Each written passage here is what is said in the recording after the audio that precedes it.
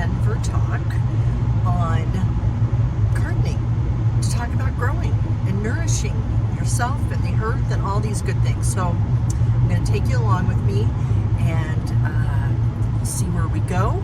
And yeah, let's do this. Let's go do this.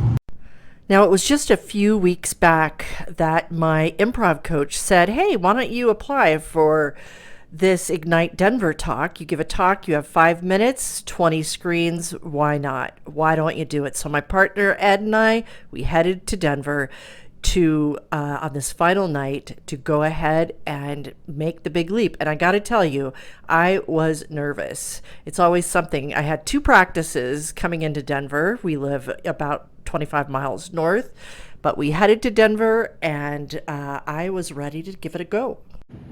So across the way is the Bike Theater, and that's where it's all happening. That's where it's going down tonight. And as I went backstage to get ready to go, the adrenaline was pumping, but I kept thinking of these things. It's not over till it's over. Second thing I thought of is that humor makes everything so much more palatable. And feel the fear and do it anyway. I'd been practicing for almost 3 weeks, a couple of rehearsals, and I came together with these other people that were also talking that night. We were all nervous, and coming together like that, we could cheer each other on to make anything possible. It's what you believe in your head. And as I looked out at those empty seats, knowing they would soon be filled, and my comrade at arms, I knew I could do this. I knew I could do it.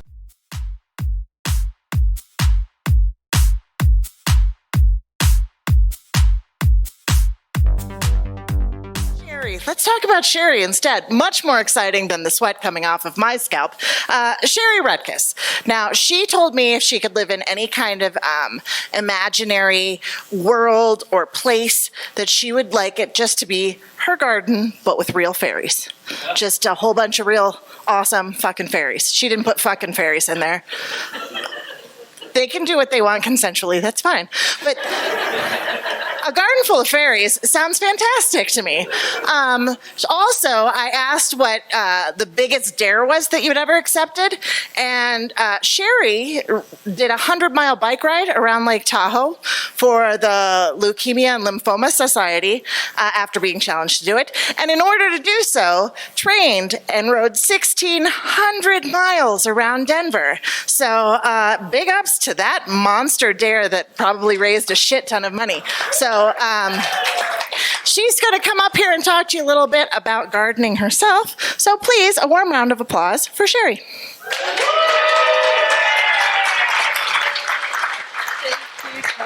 Thank you, Pat. Thank you. Hello, good evening. All right, I have played many roles in my life, from mom to entrepreneur to author. The list goes on and on, like for all of us. One thing I never expected all the way along the way was that I would actually become a gardener. And I did it because I fell in love with the bees, but I also did it because of money. I had gotten a home I couldn't afford to landscape the home. I was a young entrepreneur and I was single. And so a friend said, get some seeds. It's a lot cheaper than putting in grass. So I did. And what I never expected was that it would flourish into me becoming a gardener and really loving every moment of it. And as my life grew, my children came along, my businesses grew, I always could count on my garden, to go into my garden. I fell in love with flowers, most especially, and the peace of mind that it gave me. And here's what I'll tell you. I did become a plant addict in the meantime. This is a recent addition to my garden because I just love the color. Anytime I walk into a nursery, I just want to be a part of that flower. And the peace of mind and the connection with the earth, and that's something that I really want to bring home tonight is the importance of just not mowing your lawn, but connecting with the earth. And there's those fairies that I love. And the mistakes you make along the way can turn out to be really awesome things. So this was a sweet pea that I planted thinking it was peas. Learned there's a flower called a sweet pea, and I have had it in my garden ever since. I've grown to love doing tomatoes and growing seeds in the indoors over the last few years, and homegrown tomatoes are the best. They are the best indeed. And from there, I have also gone on to grow. This year we've got some eggplant growing. I finally tackled zucchini. I know that sounds crazy, but I could never get it until this year. We've done some peppers, and lettuce is always found in my garden because it's the greatest thing to have all summer long. Now, we have pests in our garden just like everybody else does, but I am an organic gardener, and I really want to bring that home to everyone. No spraying, no pesticides, a little soapy water gets them when they are taking over the garden and causing trouble.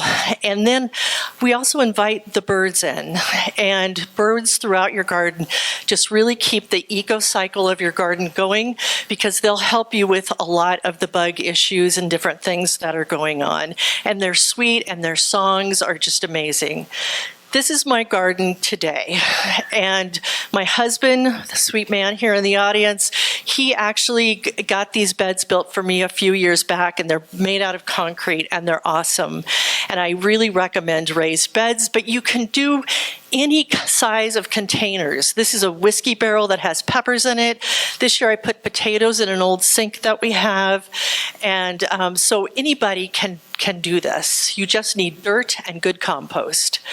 I love fruits. We have grapes and apples right now, but I do have a dream about having an orchard. Yes, honey, it's true. That's the thing about gardening, is you imagine it. Water matters in the garden.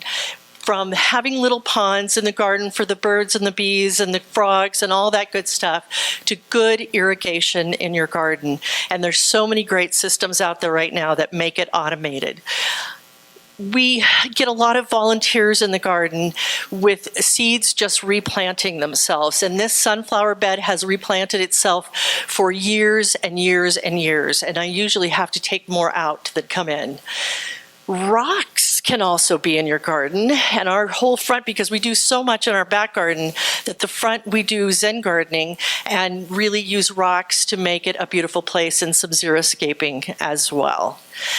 Nighttime gardening, what about that? We really enjoy doing that. Solar lights, all of the lights in our garden are solar.